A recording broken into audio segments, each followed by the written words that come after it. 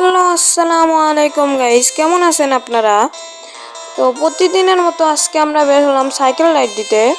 মূলত আমরা যাব অন্য গ্রামে সাইকেল রাইড দিতে। তারপর গাইস দেখি যে এখানে পল্লী জনপদ দেখা যাচ্ছিল, আগের ভিডিওতে দেখাইছিলাম আমাদেরকে। তারপর গাইস কিছুক্ষণ সাইকেল রাইড দেওয়ার পর চলে আসি আমরা এই করতোয়া নদীর ব্রিজে। গাইস করতোয়া নদীর যে কি অবস্থা সেটা আপনারা ভিডিওতে দেখেই বুঝতে পারছেন, কিছু বলার নাই।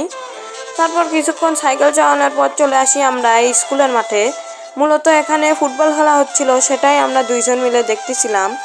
তারপর গাইস আবার সাইকেল রাইড দেওয়ার জন্য আমরা বের হয়ে পড়ি। কিছুক্ষণ সাইকেল চালানোর পর চলে আসি আমরা অন্য গ্রামের একটি বাজারে। এই বাজার থেকে আমরা দুজন মিলে ঝালমুড়ি নিই এবং ঝালমুড়িটা একসাথে খাইতে থাকি। এই ঝালমুড়ি খাওয়ার পর আমরা একটু মজো নিয়ে মজো খাই।